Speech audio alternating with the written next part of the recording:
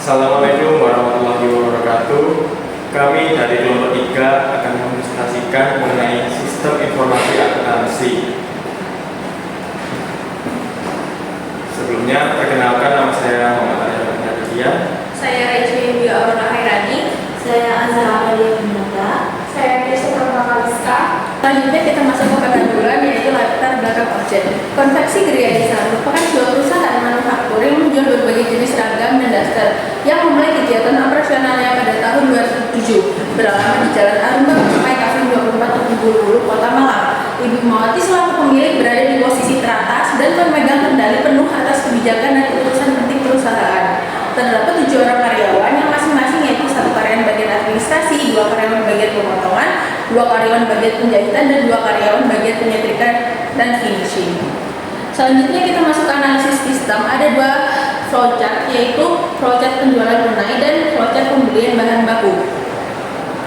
Untuk flowchart penjualan tunai ada 3 bagian, yaitu pelanggan, kasir, dan gudang. Pertama dimulai dari pelanggan. Pelanggan memesan barang, lalu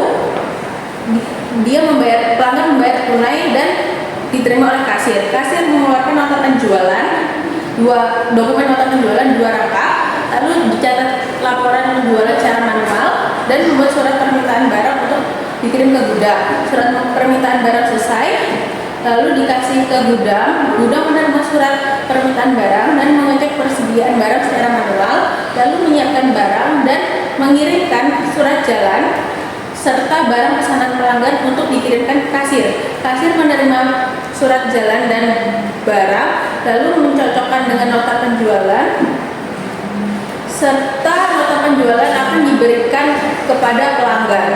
Lalu selesai. Untuk pembelian bahan baku ada 4 tahap, yaitu gudang, pembelian, masuk, bagian keuangan. Dimulai di gudang, cek bahan baku tersedia atau tidak, lalu kalau tersedia memberikan dokumen permintaan pembelian. Lalu di pembelian mengeluarkan dokumen draft purchasing requisition, lalu diproses secara manual konfirmasi pembelian. Setelah konfirmasi pembelian mengeluarkan 2 dokumen, yaitu purchase order 1 dan 2, dan purchase order 1 disimpan di file. Selanjutnya purchase order 2 dikirim kepada pemasok untuk diproses secara manual pemenuhan permintaan lalu dibayarkan. Setelah itu pembayaran dilakukan ke bagian keuangan, ada mengeluarkan dokumen vendor bills, lalu diproses secara manual registrasi pembayaran dan menjadi penyelesaian pembayaran. Setelah itu selesai. Nah, selanjutnya di sini ada analisis kelemahan dari flowchart penjualan tunai dan pembelian bahan baku. Yang pertama ada penjualan tunai, yaitu aspek SPI-nya otorisasi dan dokumen. Kelemahan yang ditemukan tidak ada tanda otorisasi yang jelas pada nota penjualan atau surat permintaan barang. Nah, di semua dokumen seperti nota penjualan dan laporan permintaan barang dibuat oleh kasir tanpa bukti persetujuan dari pihak manajerial. Hal ini rawan penyalahgunaan atau manipulasi penjualan. Yang kedua ada pemisahan fungsi. Kelemahan yang ditemukan, kasir memiliki fungsi ganda membuat dokumen penjualan dan menerima pembayaran tunai. Harusnya fungsi otorisasi dokumen dan penerimaan uang tunai dipisah akan mencegah risiko kecurangan atau pencurian kas. Yang ketiga ada pengendalian fisik. Proses pengecekan stok di gudang tidak melibatkan verifikasi silang. Gudang hanya menyiapkan barang berdasarkan surat permintaan tanpa ada pemeriksaan oleh pihak lain atau sistem otomatis. Ini meningkatkan risiko kesalahan barang atau jumlah. Yang keempat, review independen. Tidak ada pemeriksaan ulang atau review atas transaksi penjualan sebelum barang dikirim ke pelanggan. Harusnya ada verifikasi oleh supervisor atau bagian audit agar memastikan kesesuaian antara pesanan barang dan pembayaran. Yang terakhir, keterlambatan pencatatan. Tidak terlihat proses pencatatan langsung ke sistem akuntansi setelah transaksi selesai.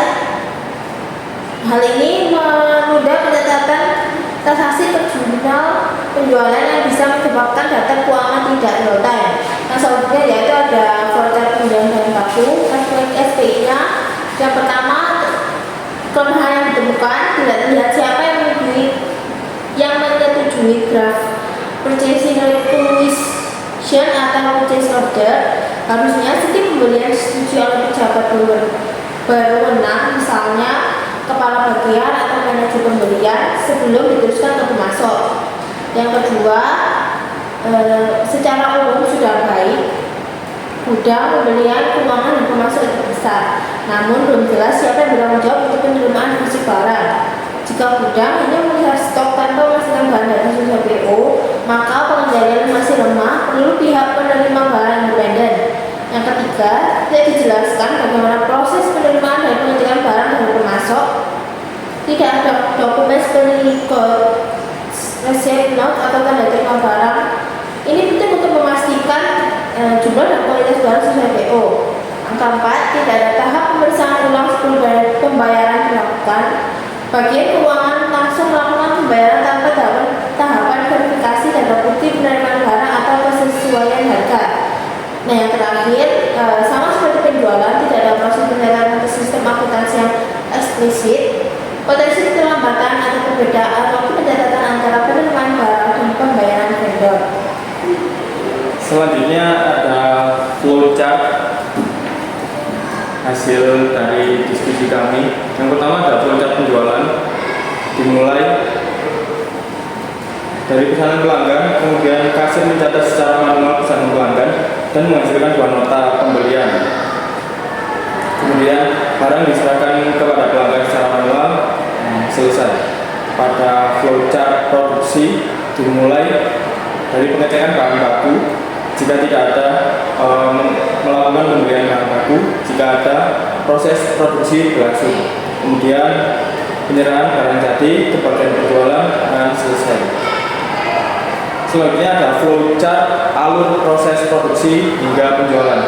Pertama, dari gudang, pengecekan barang jadi, jika ada langsung penjualan, barang siap dijual. Jika tidak ada, melakukan proses produksi, pengecekan bahan baku secara manual. Jika bahan baku ada, maka menghasilkan dokumen bukti permintaan dan pemakaian bahan baku untuk departemen produksi. Jika tidak ada, melakukan pembelian bahan baku yang nantinya juga akan menghasilkan dokumen bukti permintaan dan pemakaian bahan baku. Kemudian on page 1 di bagian produksi, dokumen bukti permintaan dan pemakaian bahan baku, kemudian dilakukan proses produksi secara manual dan produksi selesai. Kemudian barang jadi ke bagian penjualan, barang siap dijual. Kemudian pesanan pelanggan, dan selanjutnya kasir mencatat pesanan secara manual menghasilkan dua nota pembelian, dan selanjutnya barang diserahkan ke pelanggan, selesai. Nah, yang selanjutnya di sini ada contoh formulir dari yang kita buat. Yang pertama ada faktur penjualan. Nah, faktur penjualan ini digunakan untuk mencatat transaksi penjualan barang oleh jasa secara rinci. Selanjutnya ada contoh bukti kas keluar yang untuk mencatat transaksi yang menyebabkan kas itu berkurang.